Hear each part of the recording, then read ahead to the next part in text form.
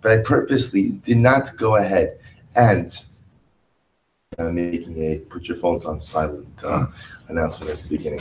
So he says, I purposely did not go ahead and start with that. Why? Because Lamais, at the end of the day, had I gone ahead and started with that, so that would have been exceptionally heavy. So instead he said, I chose to start with the concept that a person always has to be besimcha. I will say besimcha means that even in a situation where I am not happy with my life, I know that I am not where I need to be. I know I'm not doing what I need to be. I know that. I'm fully cognizant of that. But I have to find a way to find the simcha even in those circumstances. Lochein, ata miskahetiv, shelefnei shem aschilu mefashesh v'lechabes amaboi misurin. So therefore again, before we go ahead and we try to explore and to understand why it is that suffering or setbacks occur, Hadavar harishon shetzrichim livdoku efo nechshol b'mechiyas chinam or b'chisar hoda v'lavod ala simcha va'al ha'oda. This is such a beautiful idea. So Mechaber says, before we kind of delve into the concept of ein yisurim below avon, that every single setback and every single suffering or difficulty that I encounter is reflective of something in my life. Before we get into that, so we have to first ask ourselves the fundamental question. We have to first respect and figure out, where have we cried b'chiyas chinam, right? Where have we cried for no good reason? B'chisar hoda, where is it ultimately again that we've had a lack of hoda, a lack of hakaras hatov, or I should say, where is it that we have failed to go ahead and express our gratitude to God? So you have to try to work on ourselves to be the kind of people ultimately again who have simcha and who have gratitude. And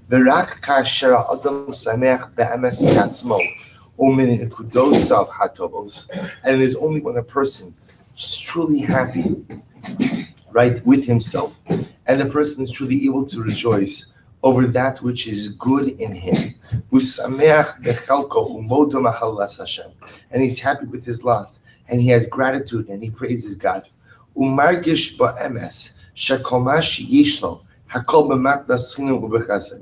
he really feels that everything that he has is a matnas chinam, is a gift from HaKadosh Baruch Hu, is a chesed.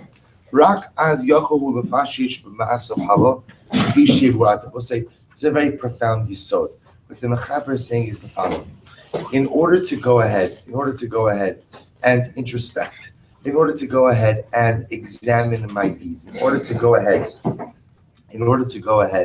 and truly look at what is in a state in my life, I have to first be happy with who I am and what I have. It's an incredibly suitable say, because what is the Mechaber saying? If I try to undertake the process of ein yisurim lelo avon, of recognizing that when negative things happen, it's reflective of some state of disrepair within my life, whether it's sinful disrepair, whether it's some other disrepair, but I'm not happy with who I am, with what I have, with what I have, then by definition, the process is not going to yield fruit. Here's this incredible idea. This, by the way, what he's quoting over here is Rabbi Nachman, right? Rabbi Nachman says, mitzvah gedola lihios b'simcha tamid. So Rabbi Nachman says, what does it mean, mitzvah gedola lihios b'simcha tamid? The Rebbe says, what that means is, without going through the whole arichos, this is in Reish Pei Beis, in the Reish Nun Beis, in the Kutei Moharan, he says so beautifully, he says what it means is that a person has to realize that even when I've sinned, there's still parts of me that are good. That's he calls the pasuk from Tilim, Od Ma'at Ve'ein Rasha. That there's always that Od Ma'at. There's always that little bit of me that's not a Rasha. Even when I do terrible things, even when I mess up so badly, there's always the part of me that's good. And the Rebbe says that's where a Jew has to start. Meaning the process, it's amazing. The process of introspection, self-evaluation, of the process of contemplation of ein yisurim below avon, that if there's negative things happening in my life, that's reflective of some state of disrepair. That process doesn't begin by reflecting on what I've done wrong. That process begins by reflecting on what I've done right. What is the good in me? Where is things that ultimately are going? Do I have a karasatov? Do I have gratitude for that which HaKadosh Baruch Hu has given me? Do I have gratitude ultimately again for the beautiful brachos in my life? Once I set the table like that, then I could introspect and understand what's wrong. And I will also understand the logic. The logic is because if you start with the negative, then the process of introspection can become an overwhelming, almost self-defeating process. You have to start first with the good, set the table with the good, and then ultimately, again, a person could delve into that which is in a state of disrepair. So he goes on, he goes on, so we'll say, see, he says over here, now he's going to go through the different types of states of disrepair that we can have in life. Yisurim shein koshim v'nimshachim la'orech zman. So we'll say if a person has incredibly intense difficulties and prolonged difficulties, al pi rov heim bo'im al avero shavin adam lachavero. It is possible that they are coming about as a result of interpersonal sin. Ki al kol tsar v'lu akatam v'yoser shadam gorim lachavero yesh biyado avon chamor shen yachol v'hiskaper bo. So we have this concept that sometimes averos bin adam lachavero are much worse than bin adam lamakom, for one simple reason. Lamakom, if I go ahead and I wrong God, I could do tshuva, I could ask for forgiveness. If I wrong another individual, so again, I could ask God for all the forgiveness in the world. That forgiveness is incomplete until I approach the other individual. And as we all know, sometimes it's exceptionally difficult to be able to approach another individual asking for forgiveness, even when I realize unequivocally that I'm wrong. So the problem is sometimes we go through life with interpersonal wrongs that have not been corrected.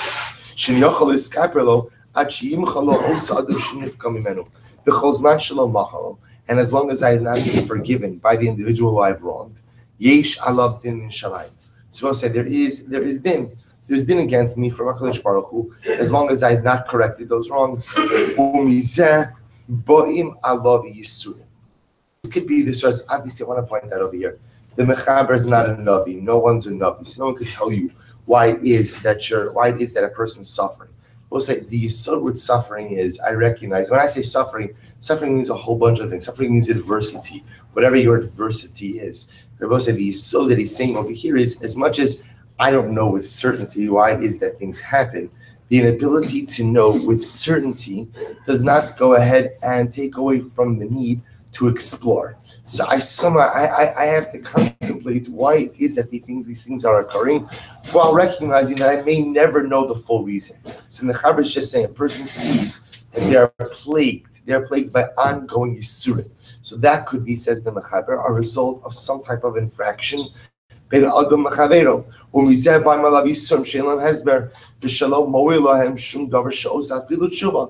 say sometimes a person finds themselves in a situation where, as much as I've done tshuva to HaKadosh Baruch Hu, I've corrected my life, I've turned things around, yet the difficulties are still there. It is v'gam im tzadik gomer klape Hashem. I'm good, right? I'm squared away with God. Zelo yoyil ad sheyefayis esa adam shenifka. So we'll say sometimes if a person finds themselves still in a state of yisurim, even after having corrected ben adam lamakom flaws, nevertheless, that can be a result of ben adam lechavero issues. As you call this kapelo ala avon, the yisuru mimeno hayisuru. Sometimes again, it is only once I correct the ben adam lechavero pieces that I will have the ability to remove the yisurim. So we'll say that's category number one. Now again, I can't say enough. Neither the Mechaber nor anyone else is trying to suggest ultimately again why it is that we have yisurim.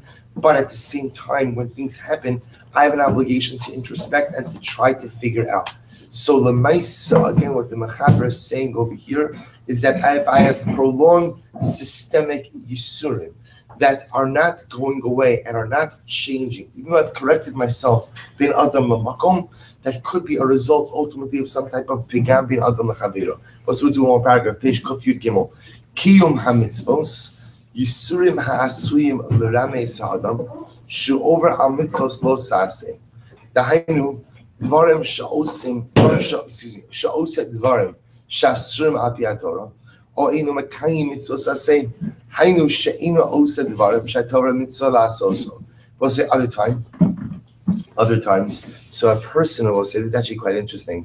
A person will have certain obstacles in performing mitzvos. In other words, I'll want to perform certain dynamic religious activities. I want to go ahead and move forward in my ruchnius. Yet again, there are certain things that are preventing me from fulfilling mitzvos. So we'll say it's also a form of yisurim, the inability to grow, the inability to progress, the inability to move forward is also a form of yisurim. So sometimes in life there are things I want to accomplish in my ruchnius, yet I can't. Not that I can't because I don't want to, I can't because there's this obstacle, that obstacle, this obstacle. So then the Chaver says that sometimes that could be the result, ultimately again, of a person having violated mitzvos lo saseh. The Rebbe says sometimes the Ribono Shel Olam, sometimes the onesh for violation of certain religious tenets is the inability to grow in other areas. Sometimes what the Ribono Shel Olam is telling me is that before I seek out additional avenues of growth,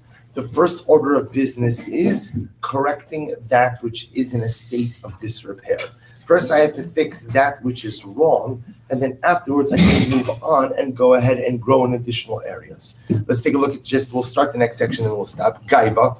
L'maisa, kol avon hu totzah shel gaiva. We'll say, as we know, every sin is a manifestation or a result of arrogance. Kimo shekasov, v'ram levavecha v'shachachta as Hashem elokecha. Literally, your heart, and you will forget Hashem. We'll say, which means, if you think about it, what does it mean every sin is a result of gaiva? So we know what this means. We know that at the end of the day, that when a person commits an avera, what I'm saying is my needs are more important than God. What I want, what I need, the desire I'm trying to satisfy, that is more important than anything that the Ribono Shel Olam tells me to do. V'lachein, kol yisurim bo'im l'ramez la'adam, she'enu chai be'emunah, she'enu od milvado, v'shu ba'atzmo eno klum, ki anafilos shel ha'adam hem miglal ha'gaiva shelo kimo shekasov, v'lifnei shever ga'on, v'lifnei kishalon go v'ruach perusho, shelifnei kol mashber o lifnei kishalon sheba la'adam, haisel la'izo gaiva. We know that one of the major results, ultimately again, of yisurim, of life difficulties and challenges, is that they're humbling. When a person encounters setbacks, I will say, and whether those setbacks are major or not so major, it's humbling because it reminds you that at the end of the day, I'm not in charge. It reminds me that at the end of the day, again, I too answer to a higher authority. And even though I lived my life in a way that's been for me, what's most important is satisfying of my desires, of my wants. Is a certain element of gaiva. So yisurim, setbacks, adversity have an incredible way of humbling the individual. So we'll stop over here for today. We'll pick up in Meretz Hashem again. To be clear, the Mechaber can't tell us why things are occurring, but he's giving us the opportunity to contemplate why the various setbacks occur, and ultimately the message that Chodesh Baruch Hu may be giving us.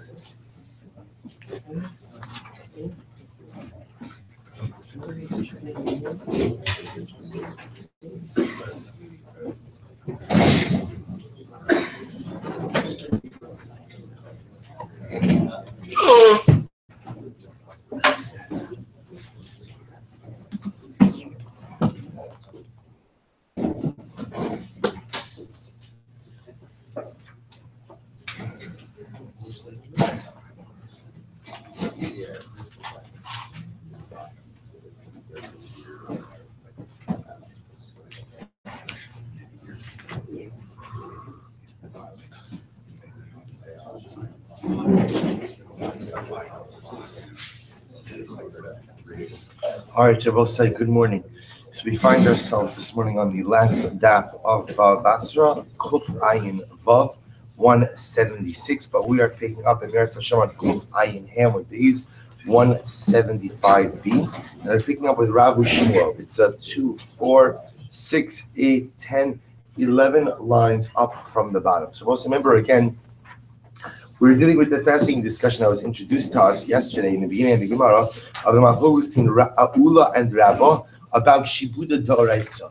Do we say that there's an automatic biblical encumbrance upon all properties when a person borrows money? Said became Machlokes Rabba and Rava, and the Gemara went ahead and kind of went on from that. Again, we will in Mirat Hashem resolve that dispute in Mirat Hashem today.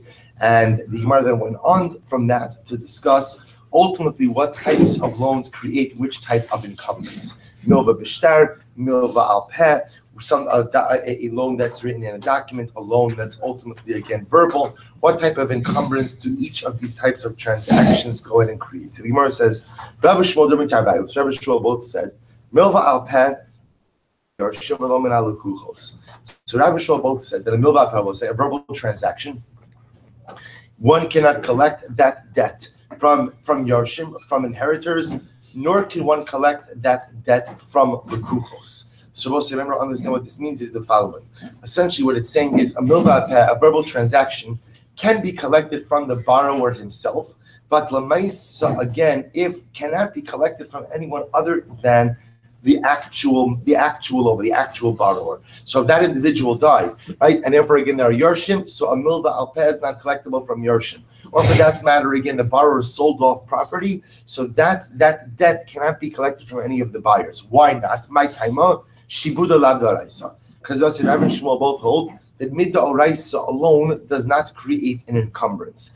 Therefore, halacha l'maisa, you could collect from the actual borrower himself, but you cannot collect from any of the secondary parties. Rabbi Yochanan and Shimon Lakish, so we'll say Rabbi Yochanan and Rabbi Shimon Lakish both say, milva al peh, gova min hayarshin, gova bein min hayarshin, bein min halukuchos. So we'll say Rabbi Yochanan and Lakish both say that no, a milva al peh, we'll say a loan, meaning milva al peh means a loan, not made in the document, but rather again a verbal loan, ultimately is collectible both from Yarshim as well as from Lekuchos. My taima shibuda d'oraisa. Ultimately, again, every single loan generates a biblical encumbrance, and therefore you can go ahead and collect from other individuals as well, Lekuchos and Yarshim. So both say the machlokes between Rav and Shmuel and Rav Yochanan and Rish Lakish is the same machlokes between Ula and Rabba. Do we say shibuda d'oraisa, shibuda not d'oraisa? Now what we're saying is the nafkamina is bin a milva al peh. So you're both saying amazing enough if you hold that shibuda d'oraisa, that's not just on written loans, but rather again that's even on verbal loans. So halacha l'maisa again the nafkamina will be even on a milva al peh, can you collect from the kuchos and from Yarshim? If you hold shibuda d'oraisa, the answer is yes. If you hold shibuda in a d'oraisa, the answer is no. So Meisi Abbas the Gemara is an interesting kasha. Hachofer bar b'shus harabim and digs a pit in the public domain. V'nafa alav shar v'hargo. Supposed to listen to this. So what happens? Reuven's digging a pit in the Rosh Hashanah, and what occurs? A shar falls into the bar and kills Reuven. So what's the halacha?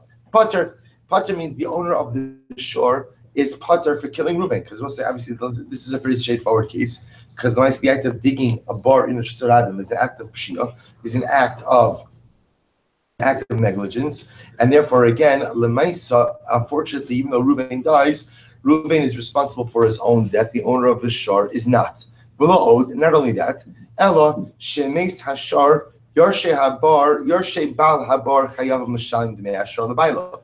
None of that will say. But if it turns out that the shar ultimately dies as a result of its fall into the bar, so the yarshe bal habar, Reuven's yarshim, are obligated to pay back the value of the shar to the owner of the shar. Now watch this. Take a look at the Rashba for just a moment. Alma milva al peh gova min hayarshim v'kashil Ravu Shmuel. So we'll say the Gemara's understanding over here that the debt, right, the debt that the yarshe have owed to the Baal Hashar is no different than a milva al peh, a verbal obligation. Yet you see from here that what? That a milva al peh, meaning an obligation not recorded in a document, is in fact payable by the Yarshim of the one who incurred that liability. So also that would seem to indicate to us that Shibuda D'Oraisa, and that's a Kash and Rabbi Shmuel, that supports Rabbi Yochanan, and Reish Lakish, Gemara says, Amar Rabbi Amarav, Bishamar B'tin. No, it's different.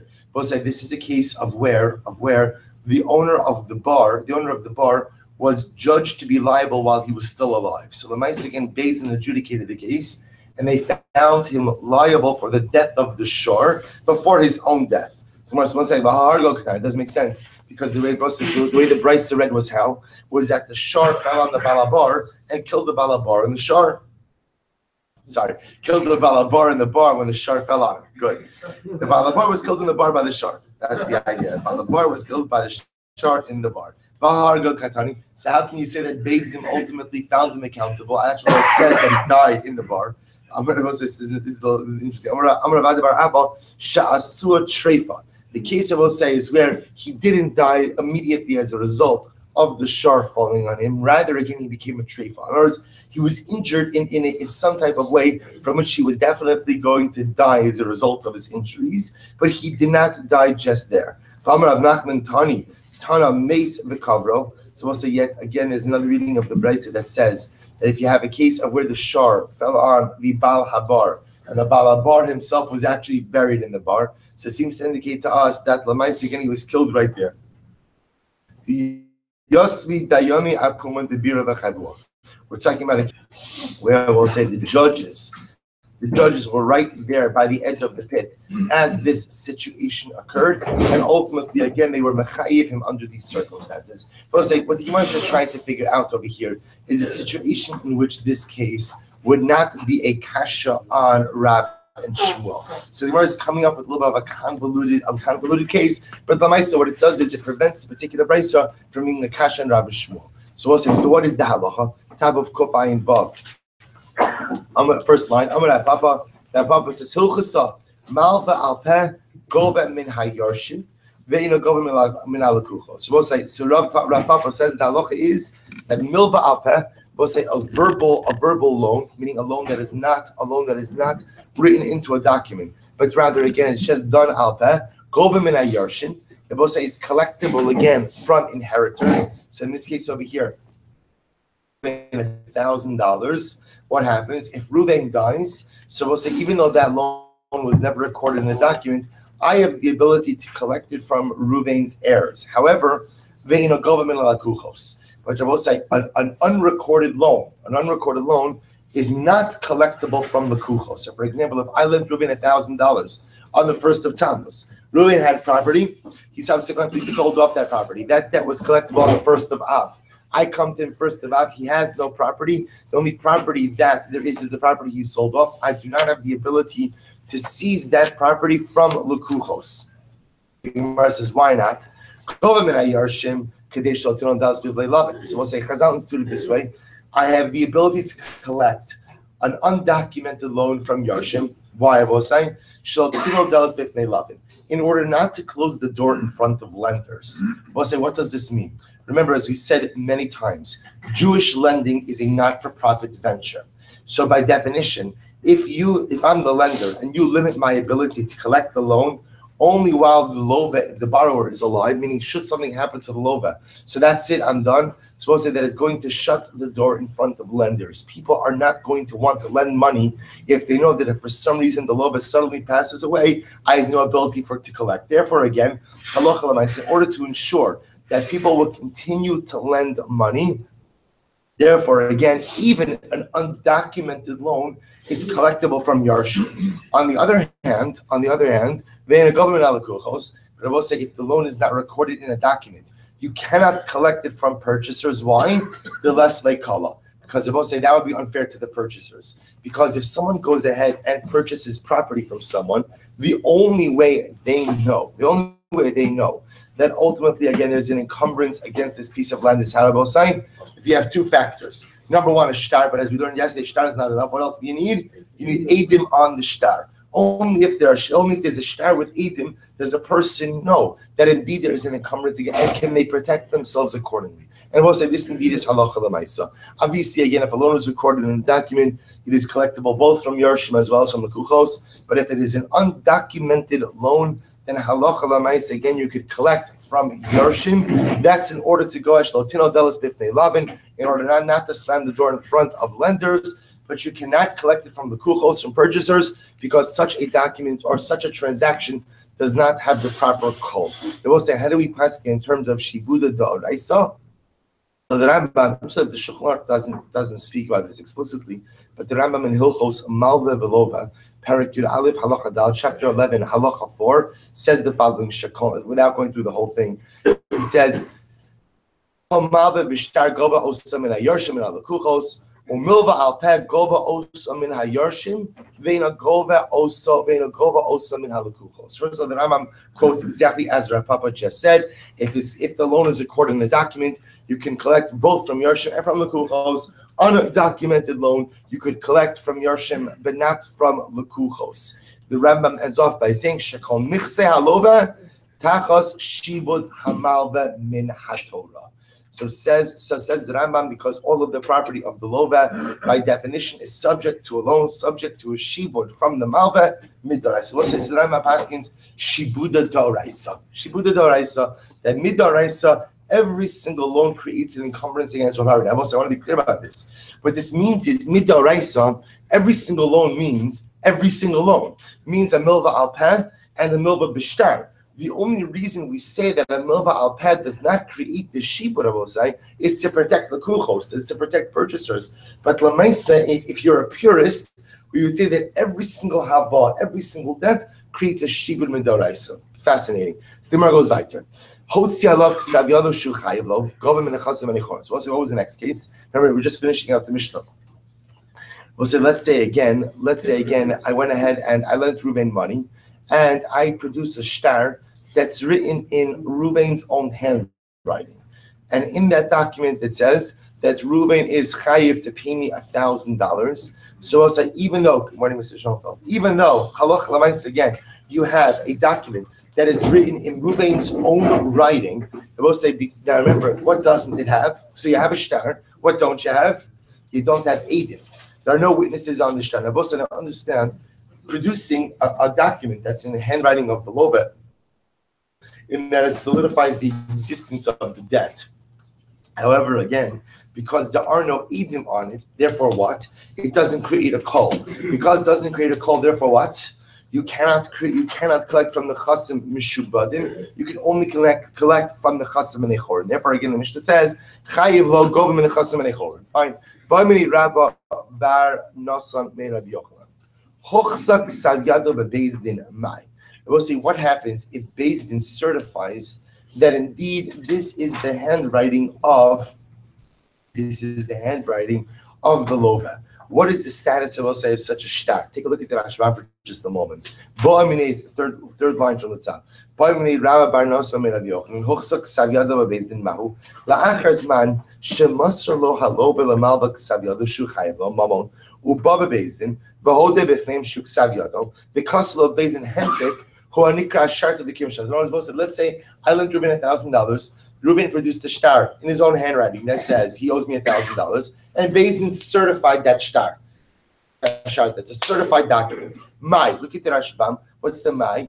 Mi aminan harihu me'ato kishtar sheyish bo edim v'yigba min mishubadi da'achrayas tal sofru d'chol shtar malve o makira shechos nebo edim go mishubadi kilu kasavan achrayas o dilma kiyum shtar eino Loshum shtar el achziko beizin l'kamoshay mikodem v'chin shilu yamusu ha'edim olav. So also listen to this. So the shaila is, if Beis Din goes ahead and certifies the shtar written in the hand in the of the lova, does that certification make it like a shtar that has edim on it, and therefore again I the lender cannot collect from the chasim mishubadim, or no? Even though the shtar is certified, it is still only a shtar written in the handwriting of the lova, and therefore only entitles me to collect from the chasim and echorin. That's the shayla. So the Gemara says, "Amalei, I say, said to him,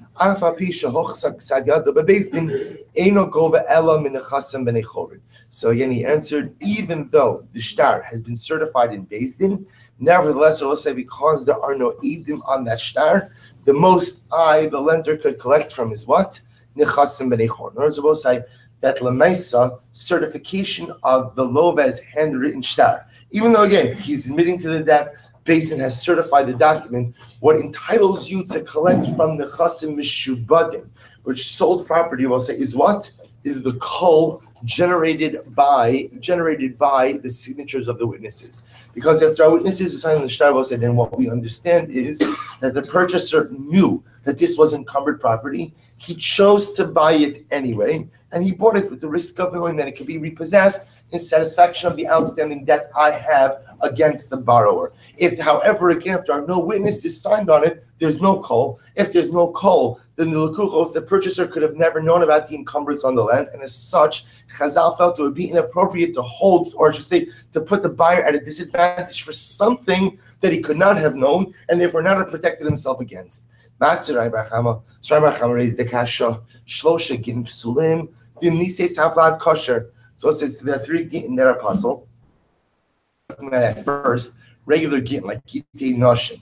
There are three gittin that are apostle. But if a woman went ahead and remarried based on one of these gittin, the offspring will be kosher. We'll say, what are the three cases? Ve'elohim, ksav v'ksav yado ve'in alav edim. We'll say case number one is where the get is written in the handwriting of the husband, but there are no witnesses who sign on it. Now the Rashbam points out over here, he says it's almost right across from Rashbam. So this is not a situation where there are no witnesses who sign on the get, but there are witnesses who witness the delivery of the get. So that's case number one. Case number two, witnesses sign on it, but there's no date. You need a date on the get, but if the get didn't have a date, then she remarried based on that get. So Allah the children will still be kosher. Next case, or there is a date, but what? There's only an eid echad. So we'll say in all of these cases,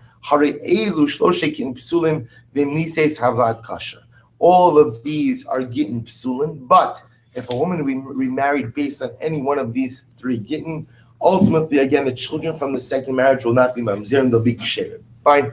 Rabbi Elazar says, Afapi she'im alav edim ela shenasnu la bifnei edim kasher v'govim enechasim mishubadim. So let's listen to this. Rabbi Elazar comes along and says, there are no witnesses, but a document was given in front of witnesses. The document is kosher, and one could collect from encumbered properties. Now, what does this mean? Take a look at the Rashbam for just a moment. The government nechasim mishubadim, kilomar v'mshtar malvehu. So we'll say Rabbi Elazar is changing things up a little bit, and Rabbi Elazar says, so let's for a moment. We'll say generally we assume that whatever works by gittin, by a get isha, works by stam shtaros as well. So Rabbi Elazar says what we've established in a get isha is that even if you don't have witnesses who sign the document, but what? You have witnesses who witness the giving over of the document, that allows for the effectiveness of the document. Rabbi Elazar says, by the way, if that's true by a get, it's also true by a loan. Let's say it's a loan document. But Rabbi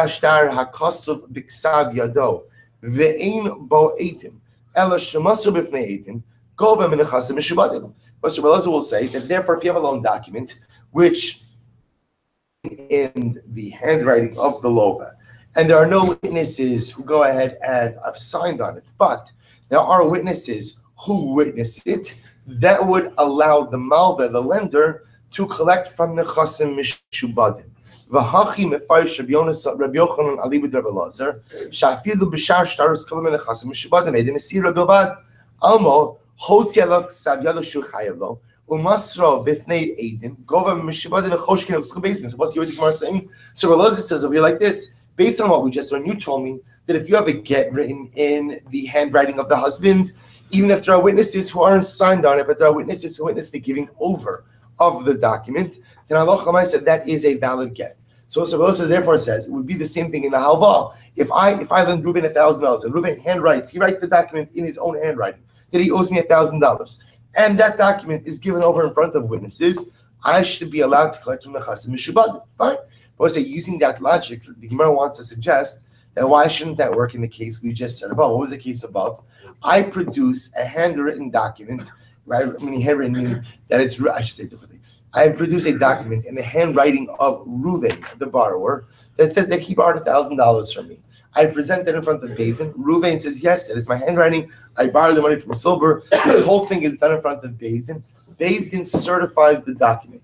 We'll say that certification should be no different than what? The handing over of that document in front of two witnesses. What did we just say? If you hand over the document in front of two witnesses, you can collect from the Chasim Mishubatim. If that's the case, then in the case we just espoused before, the case of the Mishnah, when ultimately I produce the document in the handwriting of Reuven and is certified by Beis Din, that should be like it's being given in front of two witnesses, and I should be able to collect from the Chasim Mishubatim, from encumbered properties. Yet, the Mishnah says I can only collect from the Chasim and Echorin. What's happening over here?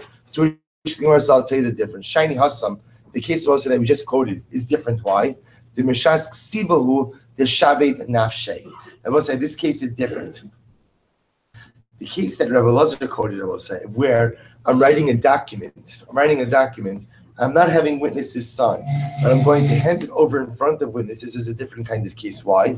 Because I will say my intention from the beginning of that circumstance was to hand it over in front of witnesses. Because that was my kavanah from the beginning, so it creates the encumbrance. In our case over here, I will say, the certification that is occurring in Beis Din is happening after the fact. Because it's happening after the fact, therefore it cannot create the shibud on the Chasim Mishubadim. Take a look at the Rashba for just a moment. Shani Hasam the Bishas Ksivahu the Shabbat Nafshay Kishenichtav Ashtar Nichtav Kidei Lamasra B'fnei Hidim. When I'm writing the shtar, I'm writing it with the intention of giving it in front of witnesses. I'm creating a situation where the Eidim Mesir, the witnesses who witness the giving over of the document, are in the place of the witnesses who sign on the document.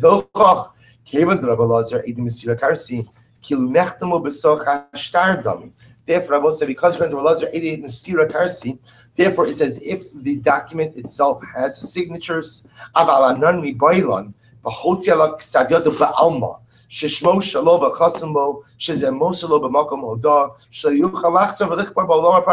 the idea over here is I'm just producing a shtar, and after the fact there's a certification. When it's an after the fact certification, that cannot create a lien against the Chasim Mishubadim. It only creates a lien against the Chasim Nechon. I will say that indeed is halacha l'maisa. So if I go ahead and I produce a document right in the handwriting of the lova, of the borrower, that says that he borrowed $1,000, even though I go ahead and I certify this document based in, but said all that entitles me to collect from is nechasim b'nei not nechasim mishubad. Fine. Next, arif hayotze la'achar chitum shtar. So let's remember again. The next case in the Mishnah was that if you have a case where there's a shtar, right, there's the loan document, and after the signatures of the witnesses, the guarantor is guarantorship. Nevertheless, I will say, what did the Mishnah say? I, the lender, can only collect from the Chasim B'nei Chorin, unencumbered property of the Areif. I cannot collect from his Nechasim Mishubadim. Now, the logic behind that seems to be why? Because Lamaisa, his signature, or I should say, his signature is after the witnesses. Had it been before the signatures of the witnesses, then the witnesses would go on the guarantorship as well, which would make him chayiv for nechasim mishubadim as well. Now that it's afterwards, he's only on the hook for nechasim menechorim. Says the Gemara, Amarav, kodem chitum shtaros gava menechasim mishubadim, la'achar chitum shtaros gava menechasim menechorim. So as I said, the Gemara Rav says that whenever the guarantor signs before the signatures of the witnesses, in other words, that his promise of guarantorship is included as part of the document, then even the guarantor will have a lien against his nechasim mishubatim for the repayment of the debt. But if he signs after the signatures of the witnesses, then he's only on the hook for nechasim menechorim. Zimnin amarav, but yet other times Rav said, afilu kodem chitum shtaros eino gova elam nechasim menechorim. As I said, other times Rav said that even if the guarantor signs above the signatures of the witnesses, there are times where he will only be chayiv with his nechasim and echorin, but his signature does not create an encumbrance against his nechasim mishubadim. So we're saying, Kash Rav, So Rav is contradicting himself. We'll say, so which one is it? Is it that if he signs before the signatures, the Arev, the guarantor, is chayiv even when the chasim mishubadim? Or do we say no, that if he goes ahead and even if he signs above the signatures, he's only chayiv in the chasim and which one is it? To which the Gemara says, Kash, is that a contradiction? Had the kasav be ploni Arev, had the kasav be uploni Arev. But listen to how profound this is. The power of one letter. So the Gemara says, it depends how he writes it. If it's written in the shtar, ploni Arev, so I'll say, or is it written in the shtar, uploni Arev? So I'll say that vav is what's called the vav hachibor or the vav hamosif. So if it says uploni, let's say also you have a loan document. Loan document says that I lent Reuven $1,000, and then it says uploni Arev. Uploni also means what? That statement of uploni Arev is part of the preceding section as well, which means that the obligation of the Arev is part of the formal loan agreement. If that's the case, when it says uploni Arev, and then the signatures sign, then the Arev is meshubad, even with his nechasim meshubadim. There's a lien even against his encumbered property for repayment of the debt. However, if it just says ploni Arev, just the statement, so and so is the Arev, but without the vav achib, or without the connecting vav, what? Then Ramai said that is considered to be a self-contained section in the shtar. Well, say if it's a self-contained section in the shtar, even though the witnesses are signing below that statement, the witnesses may or may not be attesting to the veracity of that claim.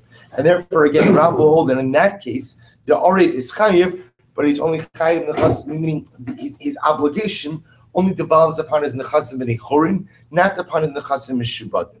Rabbi Yochanan says, "Echad zeh ve'echad zeh, eino gova ela min nechasim b'nei chorin." What's Rabbi Yochanan is of the opinion that no, in any of these cases, an Arev is never chayiv, meaning an Arev's obligation never devolves upon his nechasim mishubadim, only devolves upon his nechasim b'nei chorin. Va'af al gav dikasim bei uploni Arev. Even though what? Even though halach l'maaseh it says uploni. So also Rabbi Yochanan holds that in general the nature of arvus, the nature of a guarantorship, is that your guarantorship is limited to the property that you own. It is never devolves upon property that you sell after the date that you become a guarantor. Masir Rava raises a question. Listen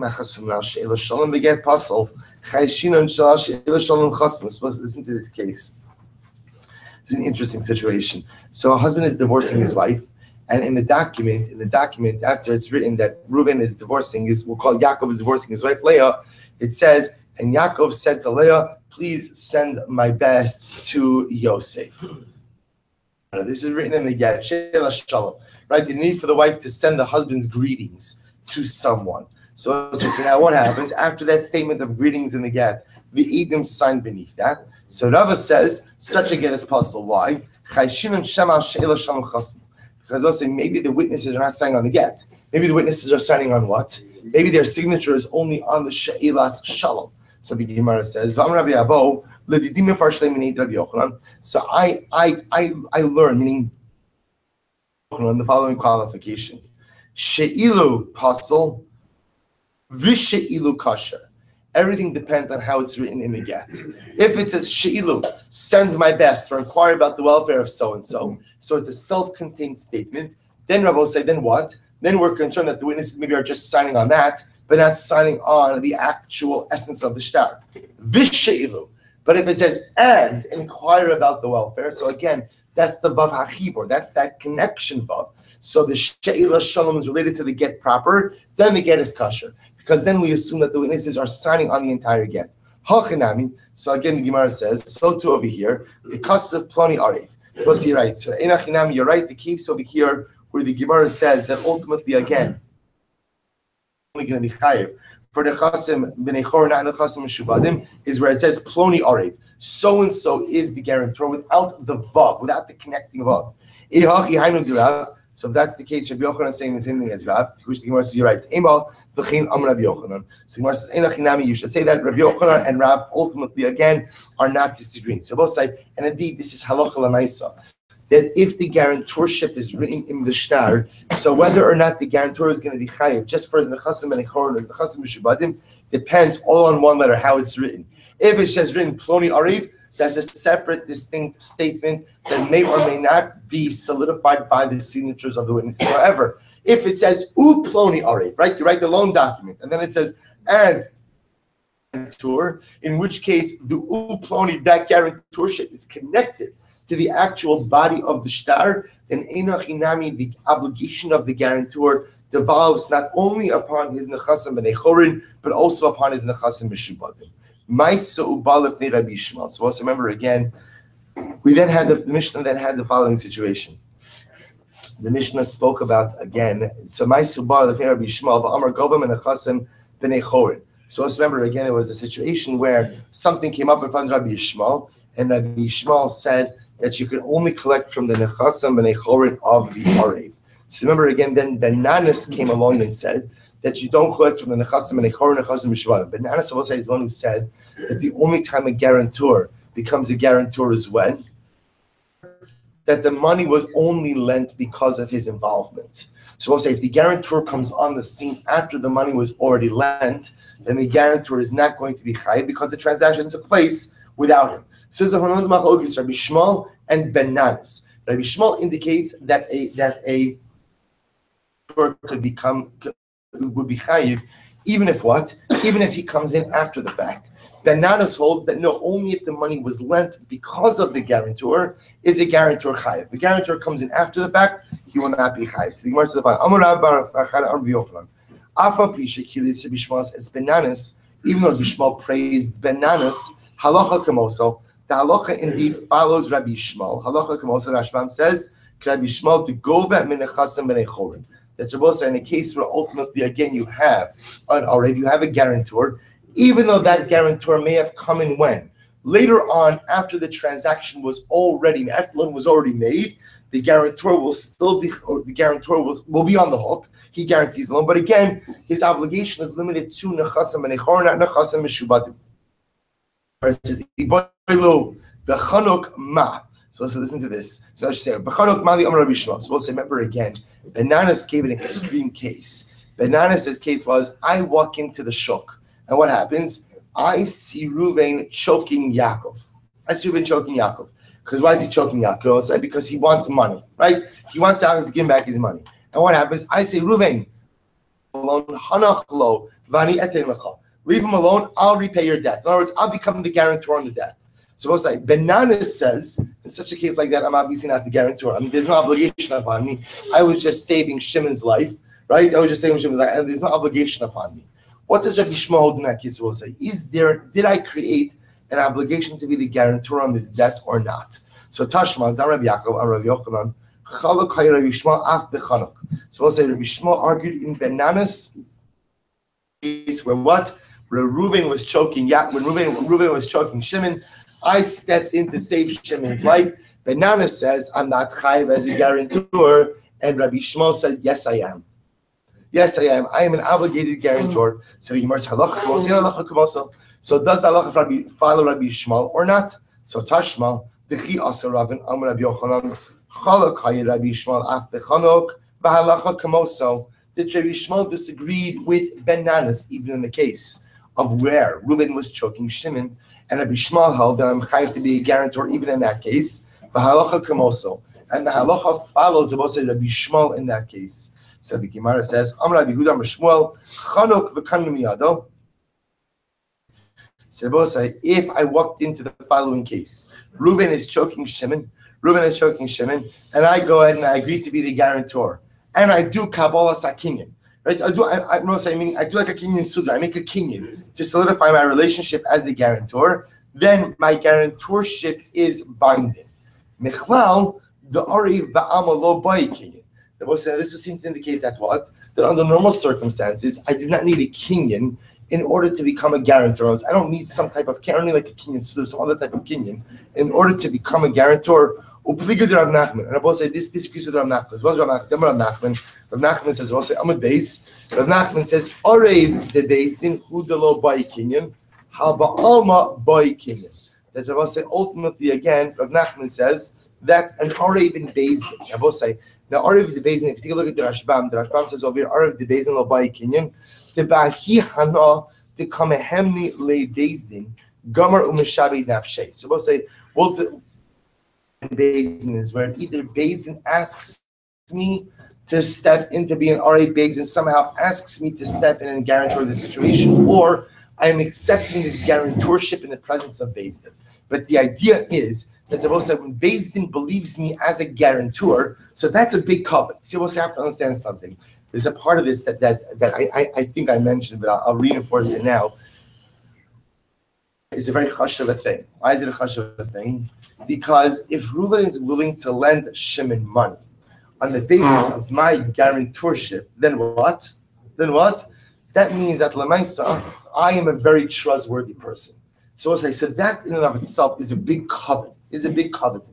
All the more so the Gemara says is when Bezdin either asks me to step in or Bezdin ultimately again believes my ability to be a guarantor, that's also, I'll say, an incredible form of covenant. So under normal circumstances, if I become an Arab in Bezdin, so I'll say this is Rav Nachman. If I become an Arab in Bezdin, so I don't need an additional kinyan. Why? Because the fact that Bezdin believes me to be the Arev, that's enough to solidify my relationship as the Arev. Ba'alma, ultimately again, Ba'alma, just stam by kinyan. So we'll say on a regular guarantorship, you have to be kinyan. So we'll read to the end, even though we're going to be Messiah tonight, but we'll finish off the sugya of El Chasa.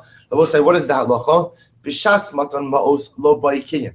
So we'll say, halacha l'maisa, the Gemara says, if you go ahead, at the time the loan is occurring, lo by kinyan. You do not require a kinyan. Also, take a look at the Rasham for just a moment. Then kasa b'soch ashtar la'achar chitum shtaros govim in chasa mishval. He actually changes it. Then kasa b'soch ashtar, he says kodem chitum shtaros lo govim in chasa mishval. So let's listen to this. If I agree to become the guarantor at the time the loan is made, lo by kinyan. So in other words, if I'm there at the time I'm the guarantor at the time of the actual loan, there's no additional Kabbalah's kiyum. Why? There's a logic to this. Why? Because I'm part of the transaction. I am part of the initial transaction. And the Rasham just adds in over here, by the way, if my guarantorship is included in the document before the signatures of the witnesses, number one, I don't require an additional kinyan. Number two, my guarantorship devolves upon both my nechasim and echorin and my nechasim meshuvadim. Achar matan mos. However, again, if I step into the transaction after the fact, the money has already been lent. And then I become a guarantor after the loan has already been made, then by kinyan. Then I both say, again, I do have to kinyan, which I both say makes sense. If I'm coming in after the transactional fact. I'm coming in after the money has already been lent. Then in order to insert myself in this relationship, I require Kabbalah Sakinyan. Arev the Bezdin, however, I both say, if I'm an Arev, ultimately again, look at the Rasham for just a moment. So, however,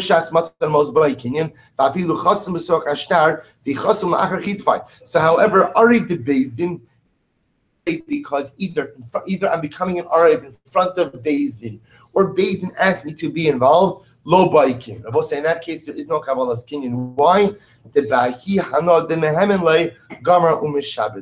Because we'll say that the knowing that Bezdin believes me, ultimately again is enough to allow me, or enough to make me obligate myself in the repayment of this debt. We'll say we'll save the 100 in the Meretz Hashem for tonight for the siyum. So just as although this is not the official close of Bava Basra, but an incredible yashikoach to all of those Baruch Hashem. This was not an easy masechta. 176 blot. And I know there might be some among us who perhaps didn't get an opportunity to learn every single blot of Bava Basra, but just know, let's say, the incredible part about being a chelik of a holy chevra like this is that the din. We'll say, what were we just learning about? We're learning about an arif. We're learning about an arif, the guarantor. And again, of course, this brings to mind of Kol Yisrael Arivim Zeh. When you're each and every one of us is a guarantor for the other. And the beautiful part is that when you're part of a chevra, when you're part of such a holy group like this year, like this chavura, so even if you didn't get a chance to do every single daf, the fact that you're part of a chevra that did do every single daf, it's as if you went ahead and you did every single daf. Now, I want to qualify that. That doesn't work for not waking up in the morning, right? It doesn't. Somebody woke up, so it's as if I woke up. No, we'll say being present, that's everybody. But the idea is when you're part of a chevra, we'll say we finish this together. So even if some of us have a couple of blot that we have to make up here and there, the chabura finished it. The shir finished it. And I will say, what an incredible zichos. What an incredible zichos that we have the opportunity to sign such a beautiful mesechta. And don't worry, because I know some of you are worried that we got to the end of the road. There's more. There's more. There's so much more Gemara. I will say tomorrow Sanhedrin. I just want to make a suggestion. Suggestion is some dapim in Bava Basra to miss one in Sanhedrin. To be honest, there's never an excuse to miss a daf. There's never an excuse. Even if you can't make it to the shir one day, and even to list the shir, unless you're out of time, we'll say, you're tired, you're not tired, push yourself. Push yourself. There's so little mesiras nefesh we have for our Yiddishkeit these days. We're not being persecuted, Baruch Hashem. We don't have to avoid pogroms on the way to on the way to the shir. What's the mesiras? A little less sleep, because it's worth it. Push yourself, because the peros of being able to Messiah Masechta with the Mesiras Nefesh of waking up early in the morning, I will say, is a spiritual accomplishment that will give Siyat Shmaya to you and to our Mishpachos. Don't miss a daf, because even if for somebody you can't make it to the shir one day, there's a podcast. And even if it's not just a podcast for this year, there is no shortage of daf yomi shiurim on the internet. Baruch Hashem, Art Scrolls, wonderful. Koran's wonderful. There is no excuses for us to miss one word of Gemara. So as we enter into Sanhedrin and Mirat Hashem, we'll say, let's be makabel to do it stark. Let's be makabel to do it in a way where there's zrizos, where there's hislavos. Sometimes it's a little bit difficult to feel hislavos at 5:45 in the morning. I absolutely moda. This is my fourth cup of coffee. Sometimes it's difficult to feel that hislavos, absolutely. But you know what, say, HaKadosh Baruch Hu sees that we want him, that we want his stuff. The Rebbeinu Shalom sees that I don't want to just learn Sanhedrin. I want to own Sanhedrin. I want it to be mine. I want it to be my best. I want it to be my chavusa. That I don't just want to learn Gan HaEmunah, but I want to live Emunah. And will help us with that. The Rebbeinu Shalom will be our partner. The Rebbeinu Shalom will be our shutaf. It'll make it happen the same way we've reached the end of this beautiful journey. And again, we're not making this. We'll make this tonight in Mirat Hashem. I will say tomorrow, new, beautiful, magnificent day. Tomorrow starts Sanhedrin. Tomorrow starts a new chapter. Tomorrow starts a new Masechta. Tomorrow starts a new lease on life. It's an incredible zchus to Mirat Hashem. Look forward to starting that day with you. And Mirat Hashem will be zocha to finish Bava Basra, finish Sanhedrin, to finish Gans, Shas, and Anatzchus. Halavai, especially in the zchus of finishing a Masechta during these incredibly heavy days. Maybe zocha Mirat Hashem Baruch Hu should see how much we love his Torah. He should see how much we love him. He should see how much we love each other. And that's chus. May we zochot to makabel the Pnei HaMashiach Mehir Rabbi Amin. Amen.